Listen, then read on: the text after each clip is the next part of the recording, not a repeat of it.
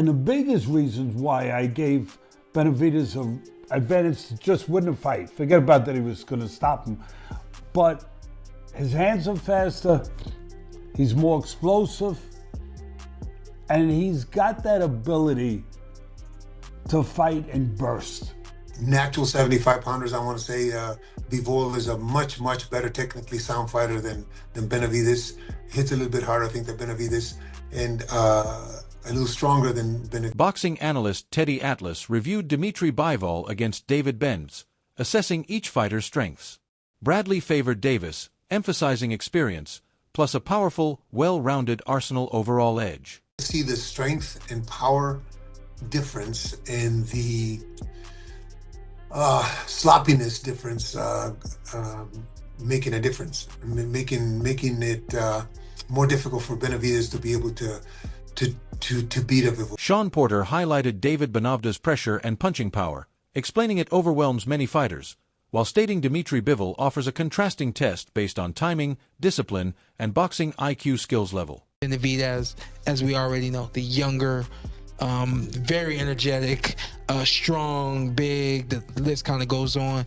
I feel like, that's a fight that Benavidez... By contrast, Stephen Edwards commended Dmitry Bivol's skill set, especially technique, footwork, ring control, but observed David Benavidez's pressure, volume might create extended exchanges, breaking Bivol rhythm gradually over rounds as noted here only. He has a bigger variety of punches.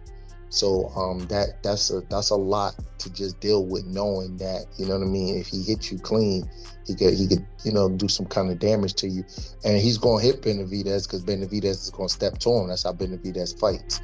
So I think that's, I don't know if I would pick Benavidez if this was 5 years ago. You know what I mean? But it's not. The man is 41 and 41 is 41. Yeah. So I pick Benavidez to beat him. I think Benavidez gets off a little too quick for him. Stephen Edwards explained that David Benz's relentless pressure and high energy could trouble Dmitry Bivol by preventing him from establishing rhythm. He noted that if Benz maintains a constant fast pace, Bivol would be forced to stay mobile without pause, which could grow more draining as the later rounds progress in the fight overall scenario. He hit him with 4 and 5 shots. And I like David's youth in that fight. With Bivol's a tremendous fighter. I got tremendous amount of respect for him, but it seems like that the way he moves and he doesn't fight on the inside, Benavidez can kind of force him to overmove and move more than what he would like to move and force him to kind of run out of gas. For as good as Bivol's conditioning is, he does take off rounds because he fights in the constant bounce all night. And I think that Beterbiev's pressure and Benavidez's pressure is different. Beterbiev is more calculated. He actually have good footwork and defense, but it's more subtle and calculated, where Benavidez is a little more frenetic. And I think that he will force a harder pace on. Still, Floyd Schofield Jr. evaluated David Benz as currently in peak condition, indicating his level might match or surpass leading figures such as Era Berb. In comparison overall, he further stated that a fight against Dmitry Bivol would remain extremely even, describing it as a true 50-50 contest because of Bivol's technical ability, movement, ring IQ. I think Bivol had a pretty tough fight with Beterbiev, and I think David Benavidez. Yeah, I think David Benavidez is levels above Beterbiev, so I think it would be a much harder fight for Bivol. But then again, I mean, boxing is 50-50, so that's definitely a 50-50 fight because, I mean, Bivol has power, he can box, and he has foot movement, that Soviet style. But, I mean, David is David, so that's just a fight we got. Additionally, Oscar De La Hoya viewed a possible matchup between Dmitry Bivol and David Benz as an intriguing elite-level clash capable of boosting both careers, saying it represents an important light heavyweight examination at the highest level possible test. He considered it a difficult call, but ultimately leaned slightly in favor of Benavidez, praising his greater output, pace, movement, and adaptability in exchanges. But look, yeah, he proves to the world that he's the best at 175. So, yeah, I think that's a hell of a fight. That would be a hell of a route to take. Would you favor him or Benavidez in that? Well, that's a tough one. That's a tough one because, I mean, I would go with Benavidez because he's more active. He's he throws more punches. He has better footwork, obviously, than Beterbiev. You know, he's smarter up there. He knows how to think, knows how to adjust. Yeah, I would favor. On the opposite side, Andre Dirrell backed David Benves to succeed against a mobile fighter such as Dmitry Bivol. He called Bivol a final boss-style test, highlighting his movement, ring control, and punch timing as elements that could make the matchup extremely hard for Benavidez to figure out overall test. Dirrell added that Benavidez would remain determined, but Bivol's style could ultimately prove too difficult to overcome in fight. Bivol's the final boss. Yes, I was already assuming you thought that, but I don't think he can beat Bivol. You know, I don't think there's literally like nothing he can do to get the victory. I ain't saying they ain't gonna be close. What I'm saying is nothing he can do to win. I think Bivol will edge him out as far as moving. You know how how David pursues versus how well Bivol moves and punches along with his movement will simply be too much for David. He'll be trying to figure it out. He'll be more determined as each round progresses, right? And he'll never give up, right? So that will in turn give him a great performance against Bivol, but he'll learn a lot about himself in that loss versus Bivol. That's the only sure thing for me, and I hate to be that guy, but Chris Manx also viewed Dmitry Bivol as among boxing's leading pound-for-pound talents, while claiming David Benavidez fits within that same elite bracket due to his current form level overall. He added that Benv's momentum and dominance across divisions could provide him a slight edge in a potential matchup with Bivol. Still a top 5 pound-for-pound guy. That said, based on that performance against Zurdo, I'd have to make the case that Benavidez is a top 5 pound-for-pound guy right now. And I would probably make Benavidez a slight favorite at the moment against Dmitry Bivol, because we know what Benavidez is right now. Like, Benavidez is a monster in multiple. Additionally, Sergio Mora pointed out that David Benavidez and Dmitry Bivol already know each other from sparring, meaning fewer unknowns could appear inside a live fight.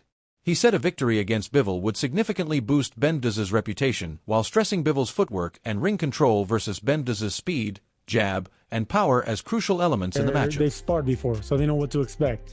That's one. Two, imagine him fighting in September in the same venue in Las Vegas with all the Mexicans watching again and beating a guy that beat down your superstar, a guy that beat Bivol. I'm talking about Bivol beat Canelo and you beating Bivol on that special date. That's how you take over the crown at 29 years old and become the next star for the next couple of years. Bivol's the way, because he's not a big puncher. He's footwork, and you need to know how to close down that distance and footwork. Benavidez has that. Speed beats the timing of Bivol with that jab. The speed's going to intercept that. And then ultimately the power. The power's going to be on Benavidez's side. Bivol's never been a puncher. He's strong, but he's not a puncher. So everything's for Benavidez. I would see him being the major favorite here. Jai Upaya showed interest in a possible clash against David Benavidez, describing it as an elite-level meeting between top fighters and a serious world stage examination, overall significant bout in boxing scene. So of course, let's fucking do it. You know what I mean? I'm pumped for that. Respectfully, I'd love to fight Benavidez. He's a great fighter. He's got a great... On the other side, David Benves stated that his attention is locked on landing the biggest fights in boxing, especially inside his own division, describing those bouts as the ones he is currently chasing. He further added that he has no fear of any opponent and is prepared to step in against anyone when the chance comes. I think that's the biggest fight in the world, especially at this weight division. You know, and that's definitely a fight I want. Like I said, I'm not scared of nobody. This is Monstro's world. And if he wants to get that fight, we get that fight. Benavidez further claimed the fight qualifies as a true world title clash, stressing that having 2 championship belts involved gives it real significance, even without considering any lineal recognition. He added that capturing those titles would mark a major milestone in his career and a moment of strong personal pride. Do you view this as a fight for the legit cruiserweight title, or is Jai Opaya lineal, or do you see it as this fight is because it's for 2 belts? I mean, I think it's definitely legit because he has 2 world titles. I mean, it doesn't really matter if Jai Opaya has another one. He has 2 legit titles right there. So I think so. It's a legit fight. It's a legit, title shot, and I'm gonna be very happy once I capture those 2 titles. Jai Opaya suggested that a possible fight with David Benves would become logical if both fighters continue winning major championships, stating that top-level champions should ultimately face each other to determine true dominance in the division. I believe it is, especially him being in cruiserweight, and to me it just makes sense. Like, if he's fighting for a world title in my division, why don't people want to see who the best is in the division? Like, it does not make sense to me if we don't fight. You know what I mean? Like, he's coming up fighting for a undisputed, like a unification fight, and he's going to be holding the WBO and WBA. It just doesn't make sense to me that we wouldn't fight. Adding further context, Max Kellerman noted that David Benavidez is still chasing a defining super fight against elite champions like Canelo Alvarez, Dmitry Bivol, or Berb, while contrasting him with Japataya, whom he described as an active title holder consistently taking on high-level opposition. Is by my lights, the way I figure things, has never actually been the champion of a division. Not his fault. Canelo never gave him a shot. So far, neither Bivol gave him a shot, nor Beterbiev, when he was a champ, gave him a shot. Opataya is a champion who is sitting there going, I want to fight you, right? Look, the fact that no one's fought Benavidez, you understand. And I know he just beat Zurdo Ramirez and there were belts on the line. The actual champion of the division. Expanding the discussion, Tapu Opaya recognized David Benavidez's abilities but raised concerns about the quality of opponents he has faced so far. He added that a fight between them would represent a significant jump in competition and serve as a real measure of how Benavidez performs against elite-level fighters. He boxes quite well, but you can't really sort of judge on who he's had in the past, and they haven't been too much. Jai's a completely different beast. So what he can do to them is completely different from what he can do to Jai. So we'll see what happens and put everything together. On the other side, Ron Ellis pointed out that David Benavidez might struggle more when matched with an opponent of similar size, where pressure by itself may not be sufficient. He added that in such a situation, Benavidez would need to rely on sharper technical adaptations and demonstrate his ability to box effectively without depending solely on aggressive dominance.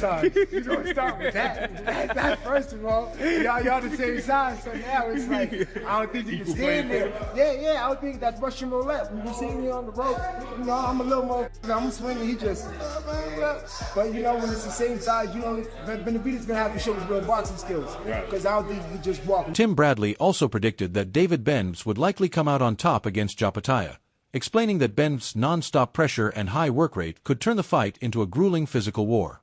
He added that if the bout shifts into sustained close-range exchanges, Benavidez's intensity and endurance could slowly wear Opaya down as the rounds progress. I'm looking at all these headlines, and it's saying David Benavidez beats Usyk, David Benavidez beats Bivol, David Benavidez beat Jai Opatayev. Hell yeah, he beat Opatayev. Oh, I'ma double down. He gonna beat Opatayev. I double down on that one. He gonna beat Opatayev. See, Opatayev got good feet. Yeah, he can box, but he can be drugged into a fight. And if you know anything about David Benavidez, just like he did with Ramirez, he's the one of those guys that's gonna test your heart. He gonna test what you have in here. And once he go to Jai's ass and he tests what he has in here, Jai gonna lose his shit. Jai ain't gonna be boxing and moving around. Jai gonna be. Meanwhile, Sergio Mora pointed out that even though he has frequently backed David Benavidez in major matchups, he still views Jai Opaya as a very dangerous rival. He emphasized Opaya's power, southpaw stance, foot movement, and attacking style, adding that the fight would probably develop into a tough, physically demanding battle. The reason I made Benavidez a favorite against Zurdo, I made Benavidez a favorite against Canelo. I know what I'm watching. Opataya is stronger. Pound for pound in punching, Opataya punches a lot harder with one single shot than Benavidez. He's a harder, heavy-handed puncher. He's a southpaw. He has better feet than Benavidez. He's just as mean as Benavidez. That would be violent, man. That fight would be. In contrast, Sean Zettel described David Benavidez as a rising contender entering his prime years, possessing the skill set to develop into one of the most intimidating figures in boxing. He added that although Benavidez still has to validate himself against top-tier opposition, his overall talent suggests he is capable of competing with elite champions like Dmitry Bivol. It's a special talent who's now really entering his prime now, and he is scary for any fighter to go up against. He's got to prove it. He's got to prove it against the best fighters in the world now, and they're going to be tougher outs than Gilberto Ramirez, but I'm feeling like he can beat all of them. He could beat Bivol, he could beat Beterbiev, he could beat Opataya, line him up. Agreeing with Sean Zettel, Zab Judah described David Benavidez as a tough puzzle to solve because of his non-stop pressure, shifting rhythm, and quick inside adjustments. He added that opponents usually need time to decode his style, and once Benz gets comfortable and finds his timing, he becomes even more difficult to contain inside the ring. It's a good fight. I like it. I still say the same thing now. Never stoppage. Same way, easier, harder fight. It's probably gonna be done. I mean, listen, man. I predict the same thing because it's a new style. David Benavidez has his own style in boxing. He has his own. He's the first fighter we know with his style. And coming up with his style, he mastered it. So there is no real defense for the style yet. There is no real, how does the blockage go? How does it go? Like, I never see they don't teach no shit like that, you know what I mean? So until somebody can come up with, until they can learn their style completely, you're not gonna know how to defend against it. We gotta see it some more, you know what I mean? So shout out to David Benavidez coming up with his own style. That's crazy. And the switch, crazy. My guy, he's the first guy with it. What up? I'm saying it. When Don't you look, make David cut that switch on. It's over. At the same time, Connor Wallace described a potential fight between David Benz and Jai Opetaia as a significant step up in competition, mainly due to the move in weight class. He added that Benavidez's speed could help keep the matchup competitive, but the size difference would be a key factor, with Opetaia's power likely becoming decisive whenever he lands cleanly. It's a massive, massive step up for Benavidez to fight Jai, you know what I mean? Obviously, I feel like he would give Jai a harder fight than Ramirez would, but man, it's a huge jump. He used to be a super middleweight, to light heavyweight, up to cruiserweight. It's not like you're jumping from like super welterweight to middleweight, you know what I mean? It's a huge 15 kilos, 16 kilos. Yeah. It's massive. And he's not the leanest or strongest. Yes, he's very fast. Benavidez is very fast, but I feel like whenever... And that concludes the breakdown. This is a true elite clash defined by timing, skill, and non-stop pressure at the top level. Differences of opinion remain, and with valid reasoning, since fights like this force both athletes to adjust and solve problems under extreme pressure. Now the decision is completely yours here. Who are you picking to win this? Drop your prediction down in comments below. If you enjoyed this breakdown, remember to like, subscribe, and turn on notifications for more boxing videos today.